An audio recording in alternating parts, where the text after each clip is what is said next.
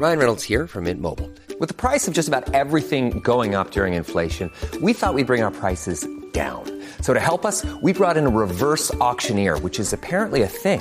Mint Mobile Unlimited Premium Wireless. How to get 30, 30, bit to get 30, bit to get 20, 20, 20, bit to get 20, 20, bit to get 15, 15, 15, 15, just $15 a month? Sold! Give it a try at mintmobile.com/switch. $45 upfront payment equivalent to $15 per month. New customers on first 3-month plan only. Taxes and fees extra. Speed slower above 40 gigabytes. See detail. This episode is brought to you by Allstate. Some people just know they could save hundreds on car insurance by checking Allstate first. Like you know to check the date of the big game first before you accidentally buy tickets on your 20th wedding anniversary and have to spend the next 20 years of your marriage making up for it. Yeah, checking first is smart. So check Allstate first for a quote that could save you hundreds. You're in good hands with Allstate. Savings vary. Terms apply. Allstate Fire and Casualty Insurance Company and Affiliates. Northbrook, Illinois. Hello everyone, and welcome to Pax Britannica. Today, we have something slightly different. I'm hard at work on the next episode of Cromwell's Western Design, but in the meantime I thought I'd share a clip from my new show, Winds of Change. This is the first half of the second episode, which covers the events of the East India Company's expansion in India from 1700 to 1800. The British Empire is on the rise, but, as you'll hear from this clip, it's not a flawless ascent. I hope you enjoy. And if you do, and you want to hear more, search for Winds of Change on your podcast app, or follow the link in this episode description. And with that, on with the show.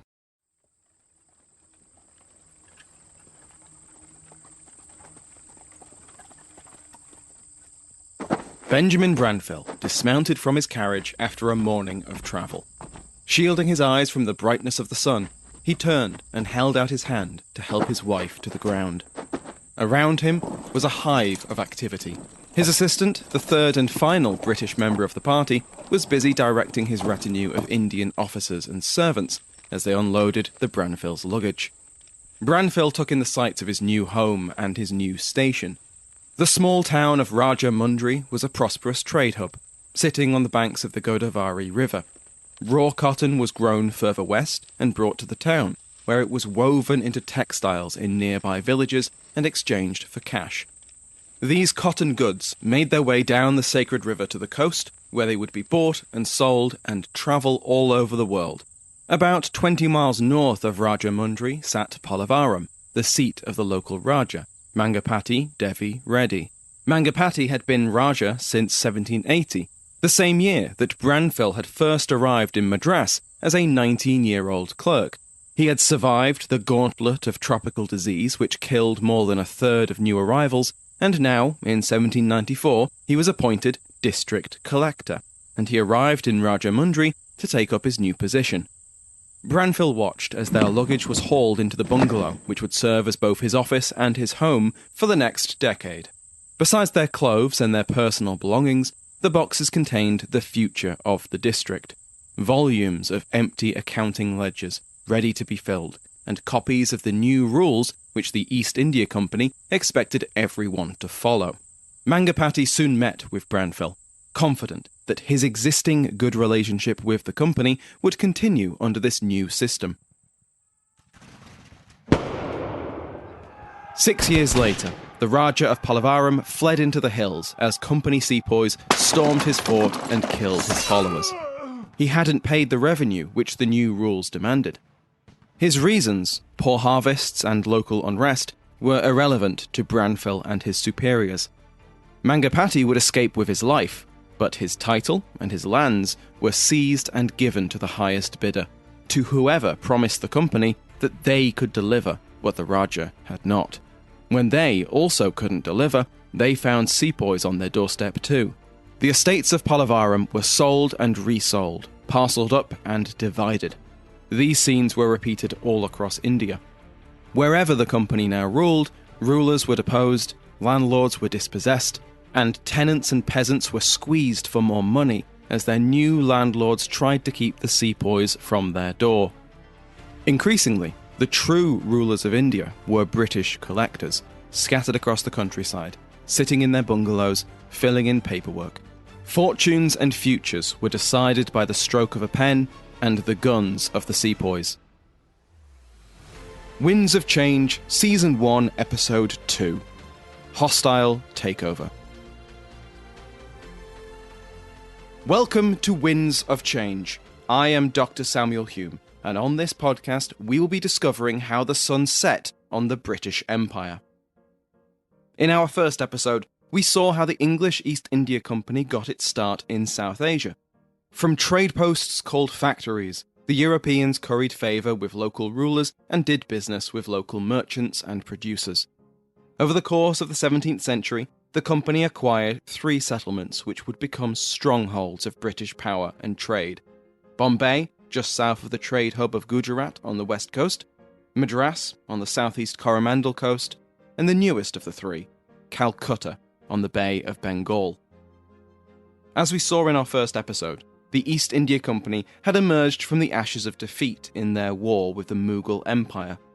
After more than 3 decades, building up their position in Calcutta, Bombay and Madras, in 1717 they won through negotiation what they had tried to seize through force, an imperial farman, a decree, bestowing additional rights and privileges. The East India Company sends an embassy to the Mughal court after having really established itself as a much more powerful player in Bengal out of its sort of city-state of Calcutta. That was Philip Stern, Professor of History at Duke and author of The Company State and Empire Incorporated. This embassy manages to secure that farman, or that command or grant, with a lot of the conditions that the East India Company had demanded 30 years earlier that had led to the war. But the company's position was not the only one that had altered over the years. After Emperor Aurangzeb's death in 1707, a succession of short-reigning or weak emperors followed, and the vast Mughal Empire began to change. Some historians call this a decline into anarchy. Others, a decentralization of authority. Whatever it was, the company took to it like a fish to water. In this episode of Winds of Change, we will see how the East India Company expands its influence from those 3 centres of power. This too has been a subject of intense historical debate, and traditional histories present this period as the company undergoing its own change, from a mere merchant company only interested in trade to a territorial government, ruling subject people and willing to use military force to expand. This change was seen as something that almost happened by accident. The Victorian historian John Seeley described the British as having conquered half the world in a fit of absence of mind. But, as we also saw last time, recent scholarship shows that the company was always a government, always saw itself as a government, and had been willing to use force against its European and Asian rivals since its very first voyage. Whether it was a decline or a decentralization, for 30 years after Aurangzeb's death, Mughal authority dispersed from the centre, Delhi, Agra and the surrounding region, out to local powers. Aurangzeb's empire was vast, so there were a lot of local powers. But as deserving of attention as many of these actors are, the one we need to know about for now is Bengal. We met the Nawabs of Bengal last time, but since the death of Aurangzeb, their position only got stronger. Places like Bengal became much more autonomous in how they were governed by the leader of those provinces, and in Bengal, that leader is known as a Nawab. It tends to be translated by the English as governor, though it's a bit more complicated. And a lot of those concessions that the company gets in 1717 produce a great deal of conflict with the Nawab of Bengal. That farman was interpreted by the company in the widest possible way, and this included the use and abuse of dastak. The right of dastak was the right to claim exemptions from tolls, tariffs and duties throughout Bengal. It was meant to make official company business as smooth as possible, but company servants quickly started insisting that the dastak applied to their private trade as well. There is a reason why Europeans go to the East Indies and come back rich. It's not because of the wages they're getting from the East India Company. No, it's because of all these opportunities for private trade that they are engaging in and taking advantage of. That's Rupali Mishra, Associate Professor of History at Auburn University and author of A Business of State. The idea of going to the East Indies and coming back wealthy, that becomes even more central in experience, I suppose, for those who are able, either because they are able to bring out a certain amount of money of their own or to smuggle out a certain amount of money of their own. They're able to make potentially fortunes. The historian Spencer Leonard suggests that the use or abuse of dastaks became a large-scale parallel customs regime for Indian merchants too. In return for a fee, company servants would offer their dastak and the customs exemptions it provided as patronage to local traders. The company servants got paid, the Indian merchants benefited from not having to pay tariffs, and they had stability as part of company networks. Everybody wins, except of course for the Nawabs and Rajas who were denied customs revenues. Now those Nawabs and Rajas often resisted these blatant abuses of dastak, but company servants could throw their weight around in other ways. Enter the sepoy. A sepoy is just an Indian soldier employed by any of the European companies that are in India in the 18th century. I asked Dr. Christina Welsh, the Robert Critchfield Chair of English History at the College of Worcester, about these early company forces. This term that sort of generically meant soldier in Western India, when it's transported into Eastern India, begins to mean something different. It specifically designates an Indian recruit who is formerly incorporated into the company's armies and, crucially, nominally trained and disciplined according to the quote-unquote European style. Whether the 30 years after Aurangzeb's death were a decline or a decentralization of the Mughal Empire, it was dealt a heavy blow in 1738. Professor John Wilson of King's College London. Basically, the Mughal Empire, the institutions of Mughal rule are fragmenting from the late 1730s, 1740s, after Mughal India is invaded by Nadir Shah. The ruler of Persia defeated the Mughal forces in Punjab, and then at the Battle of Karnal outside of Delhi, he utterly routed the army of Muhammad Shah, the current Mughal emperor, and won his submission. The two emperors entered Delhi together, and a peaceful but thorough pillage of the imperial treasury followed. But it didn't stay peaceful. The occupation ended in a massacre of the city's population, the Persian annexation of all land west of the Indus River, and the seizure of the Peacock Throne, the extravagant symbol of Mughal authority ever since Shah Jahan. Nadir Shah returned across the Indus and through the Hindu Kush, leaving Muhammad Shah still in place as Emperor of Hindustan. But now, that title was a shadow. His treasury was empty, his capital was sacked, his people had been slaughtered, his army had been defeated, he had submitted to a foreign emperor, and he didn't even have his ancestral throne. Particularly what's important is the flow of cash between different parts of the Mughal Empire has broken down. So the only way in which local rulers can get resources is through plunder, etc. Before the Persian invasion, the emperor had been able to maintain some authority over his increasingly powerful and autonomous subjects, even if this was sometimes just lip service. Nadir Shah had stripped away that legitimacy and shattered any remaining hold he had over powerful players like the Nawab of Bengal, the Chhatrapati and Peshwas of the Marathas, the Nizam of Hyderabad, and the East India Company. The company had built up a system of forts, garrisons, and diplomatic connections, and so it was well prepared to weather the storm which followed Nadir Shah's invasion. To quote from Professor Wilson's India Conquered, the chaos of the 1740s and 1750s was a time when it thrived. This era of Indian political upheaval coincided with events on the other side of the world. The War of Austrian Succession between 1740 and 1748, and then the 7 Years' War between 1756 and 1763, involved Great Britain, France, Spain, and the Netherlands. With the European powers on different sides, their colonies, companies, and allies across the globe had to join the fight. The 7 Years' War is sometimes called the First World War, and for good reason. Soldiers clashed on every continent, navies battled in every ocean. India was no exception, and the French, the Dutch, and the English East India Companies vied for influence through alliances and armies. So it is time to introduce Sir Robert Clive. Robert Clive was an East India Company officer. He joined the East India Company quite early on, was interested in military pursuits within the East India Company. He is one of those figures who gets put into the imperial pantheon, the heroes of the British Empire, especially in the Victorian period. Clive is most famous for his actions in Bengal, but he actually got his start in the south of India. in the Carnatic Wars. He's famously from a middling background, doesn't have a lot of great political connections, which is why he ends up as first a civil agent, a writer in Madras in the 1740s. The first Carnatic War was fought for reasons of local Indian politics, which were, because of the presence of the French and British East India Companies, intertwined with the War of Austrian Succession on the other side of the globe.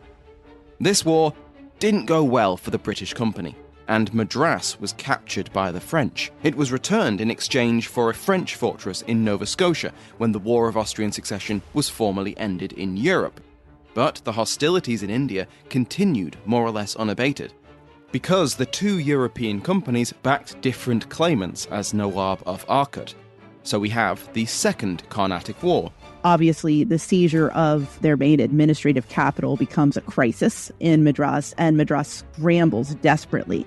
This includes many of their civilian employees moving into military action, and Robert Clive gets a commission as an officer. One of his first actions was the defense of Cuddalore in 1748 against a French East India Company army. But his big break came in 1751 at the Siege of Arcot. The British claimant to Arcot, Muhammad Ali Khan, was losing the conflict, and so he offered the company a deal: 20,000 rupees and 25 miles of land around Madras. In return, he would have the use of the company's army. Who would command it? One Robert Clive. Clive led a force of only 210 soldiers in what was meant to be a raid on Arcot. But when they got there, they found it undefended. The French-backed Nawab, Chanda Sahib, was having serious trouble paying his own men, so they'd all gone home. Clive walked in, looked around, and raised two flags: the banner of the Mughal Emperor and the flag of Muhammad Ali Khan. But then a combined French-Indian force of 2,000 men arrived and began bombarding Arcot. Clive lost 2/3 of his small force, and the town was in ruins after 10 hours of constant fire. So this great moment when Robert Clive led British and Arcot forces to defend Arcot against attack. This moment, in a sense, it's not the English or the East India Company that is kind of standing forth, but an Indian ruler. The flag that Clive is protecting, if you like, is the flag of Arcot. The British forces were only saved by the timely arrival of their own allies. 6,000 Marathas appeared on the horizon, and the siege was quickly abandoned. Muhammad Ali Khan had built up a substantial network of allies. The Sultan of Mysore, the Maratha Peshwa, and other local rulers had either been won over to his side or wanted to see Chanda Sahib knocked down a peg. The company was just one part of this coalition. Clive was oblivious to any of this Indian politicking. So it's kind of paradox in that he's a figure who's not massively interested in kind of India and Indian politics and in what's going on, but nonetheless his career is all about being connected to Indian political conflict. So he writes back, after Arcot, saying to his dad and others, this is my moment. I've made my mark here. But as I say, it's very much as an agent of Indian political forces at the time. After Arcot, he was second in command when the British played their part in defeating Chanda Sahib in 1752. From the grateful Nawab of Arcot, the company received their promised reward: 25 miles of land outside their stronghold of Madras, along with the right to govern and tax its people. Clive sailed home in 1753, and he would return to India within 2 years. When he next returned to Britain, he would be hailed as a hero. Blinds.com Cyber Monday Last Chance is happening now. Don't miss out on up to 45% off site-wide. A Blinds.com design expert can help you make the perfect selection on your schedule. We can handle everything from measure to your whole home installed for one low cost. With over 25 million windows covered, Blinds.com is the #1 online retailer of custom window coverings. Save up to 45% site-wide, plus a free professional measure right now at Blinds.com. Rules and restrictions may apply. This is an ad from BetterHelp. This holiday season, do something for a special person in your life. You. Give yourself the gift of better mental health. BetterHelp Online Therapy connects you with a qualified therapist via phone, video, or live chat. It's convenient and affordable and can be done from the comfort of your own home. Having someone to talk to is truly a gift, especially during the holidays. Visit BetterHelp.com to learn more and save 10% off your first month. That's BetterHelp, HELP.com. Clive was sent back to India in 1755. He helped the Marathas capture a series of coastal forts from the rebels, but he was resigned to a return to a fairly tedious life of a civil official at Fort St. David. But soon after he arrived at the fort, he heard some terrible news out of Bengal. Just as in the south, the company faced political uncertainty and war in the 1740s and early 1750s. The relationship between the company and the Nawabs of Bengal was steadily getting worse. Both the company and the Nawab complained that the other was infringing on their respective rights. The private trade of the company, shielded by the Dastak and the Farman, cut into the revenues of the Nawab. From 1740, that Nawab was Alivadi Khan, a confident and energetic ruler who repeatedly pressured Calcutta. In 1752, he demanded and received 300,000 rupees from the city. He viewed this as his right. The company saw it as an abuse of their vulnerability and a violation of their rights. The governors in Calcutta were always anxious about their defences, and new battlements were constructed on the city's walls. We have a letter from a company official, William Watts, to the Calcutta Council, and it reads, "I think a previous application to the Nabob of leave to fortify Calcutta a step highly improper for us to take, for in case the Nabob should absolutely refuse us his permission, we must at once give over all thoughts of fortifying or do it in defiance of him." So Watts is suggesting an approach of asking for forgiveness instead of permission. The point of tension, well, there had been two things, one of which is the company wanting to kind of have a monopoly on trading in the area and wanted to exclude other European powers. And secondly, they wanted to fortify their settlement and build ever more strong forts in order to protect themselves from Indian and also other European powers. And those 2 points were contentious for local rulers throughout India, in that the idea of giving some kind of privileged position to one trader, one mercantile company, such as the East India Company, rather than the French, rather than other Indian traders, was anathema to Mughal ideas about how you govern properly.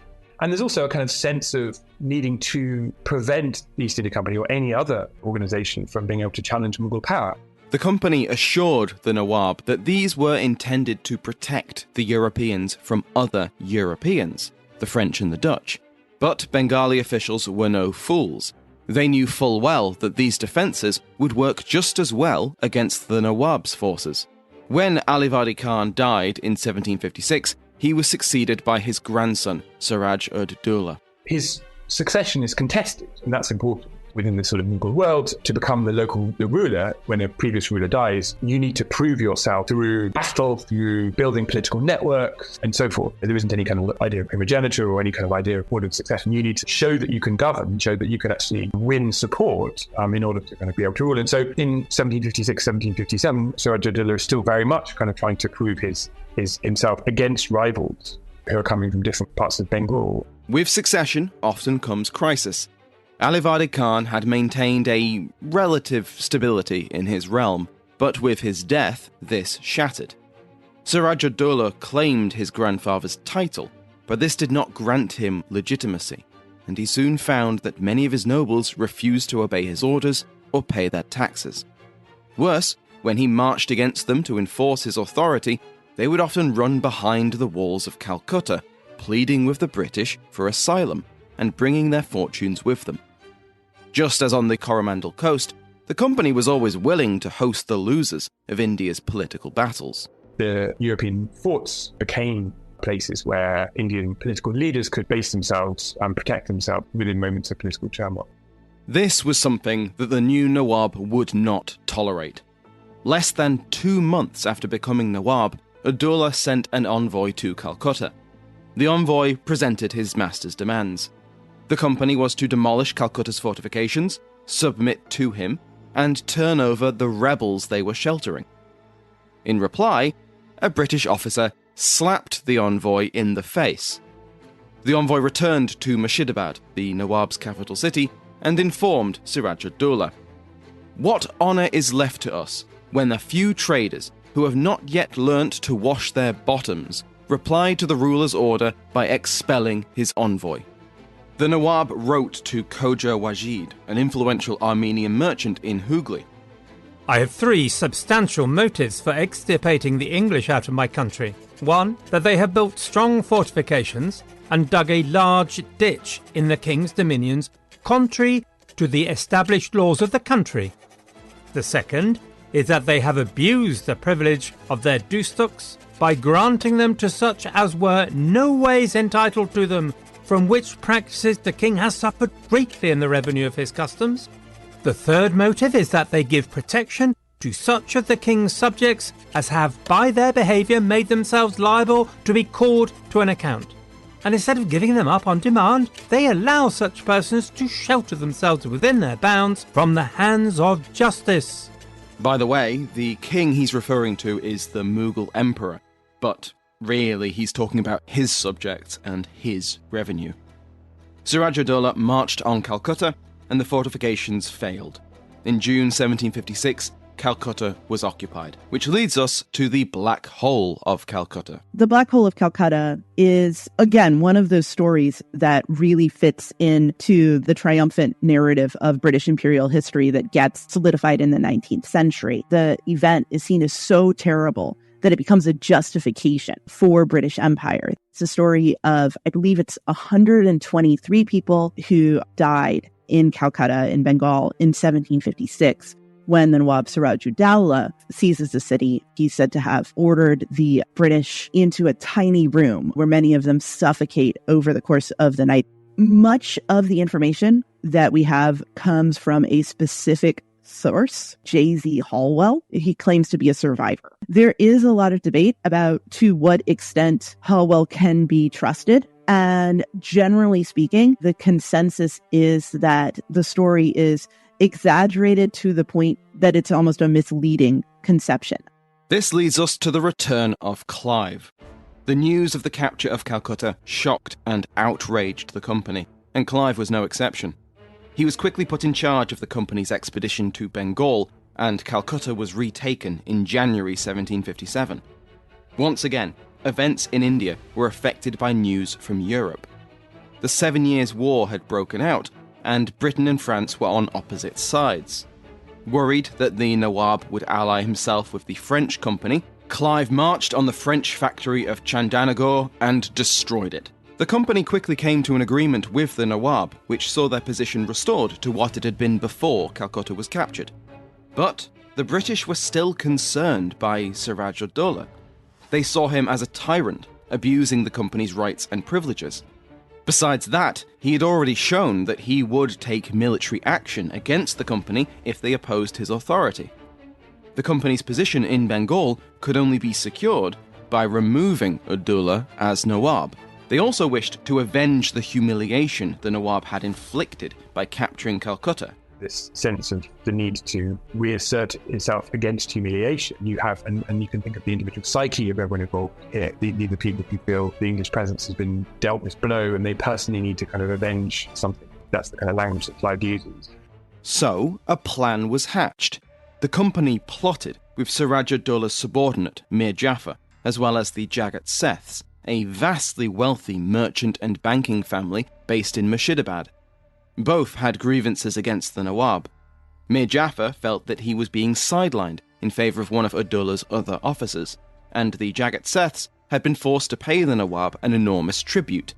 For the next few months, the plotters plotted, and apparently they weren't being subtle about it. The French governor of Chandanagar, who was imprisoned in Calcutta, later recalled, "Never was a conspiracy conducted so publicly and with equal indiscretion on the part of the English and the Moors. Nothing else was talked about in all their settlements. And what will surprise you is that whilst every place echoed with the noise of it, the Nawab, who had a number of spies, was ignorant of everything."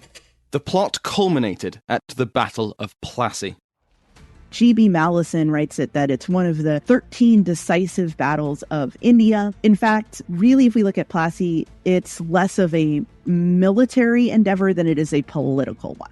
Robert Clive, with his army, which numbers about 3,000, including both European soldiers and sepoys from Madras, meet the forces of Siraj-ud-Dowlah at Plassey, which is a mango orchard near the Bengal capital. He's massively outnumbered by Siraj-ud-Dowla's forces, which number in the tens of thousands, including an artillery corps that's manned mostly by French officers. But rather than seeing this as a kind of victory against odds, we have to see this as a diplomatic coup. Clive has successfully turned enough of Siraj-ud-Dowla's officials and generals against him that when Siraj-ud-Dowla orders them to engage in battle, most of them refuse. They don't turn against Siraj-ud-Dowla, but they kind of stand on the sidelines. Siraj-ud-Dowla has relatively few supporters who are actively willing to engage in the battle. His best loyal commander is killed fairly early on, and that further saps his ability to control his army. And by the end of the day, his army has broken. In the aftermath of Plassey, the pieces fell into place. Siraj-ud-Dowla was murdered and Mir Jafar took his place as Nawab. In return for their assistance against Siraj-ud-Dowla, Mir Jafar had promised his new friends a handsome reward indeed, a payment worth more than £1.2 million. He would come to regret this generous offer, because when he checked the dead Ud-Dowla's treasury, he found that there was much less than expected. He informed the company of this, and Clive, who had followed his puppet Nawab back to Murshidabad, came to have a look. He left the bulk of his army at a safe distance from the city, and took a guard of 500 men into the city to check Mir Jafar's claims, and to ensure that the company got paid first. Over the next 24 hours, the treasury of the Nawab of Bengal, the richest single part of the crumbling Mughal Empire, was emptied of 2/3 of its treasure. Where all this treasure ended up, and whose pockets it fell into, were questions which would dog Clive in his later years. Defending himself at an inquiry 15 years later, he declared, "Am I not rather deserving of praise for the moderation which marked my proceedings? Consider the situation in which the victory at Plassey had placed me. A great prince was dependent on my pleasure. An opulent city lay at my mercy, its richest bankers bid against each other for my smiles. I walked through vaults which were thrown open to me alone, piled on either hand with golden jewels. Mr. Chairman, at this moment, I stand astonished at my own moderation." I hope you enjoyed this clip from Winds of Change and the performance of my guest podcasters. Maybe you recognise them. If you want to listen to more, then you're in luck. Depending on when you're listening to this, there's at least 4-hour-long episodes waiting for you. Follow the link in the description or search for Winds of Change in your podcast app. That's Winds of Change. The next full episode of PAX will be out in the next couple of weeks. Thanks again to my guest historians and podcasters, to my entire Patreon House of Lords, and to you for listening. Americans love using their credit cards, the most secure and hassle-free way to pay. But D.C. politicians want to change that with the Durbin-Marshall credit card bill. This bill lets corporate megastores pick how your credit card is processed, allowing them to use untested payment networks that jeopardize your data security and rewards. Corporate megastores will make more money, and you pay the price. Tell Congress to guard your card, because Americans lose when politicians choose. Learn more at guardyourcard.com. What does Sputnik have to do with student loans? How did a set of trembling hands end the Soviet Union? How did inflation kill moon bases? And how did a former president decide to run for a second non-consecutive term? These are among the topics we deal with on the My History Can Beat Up Your Politics podcast. We tell stories of history that relate to today's news events. Give a listen. My History Can Beat Up Your Politics, wherever you get podcasts.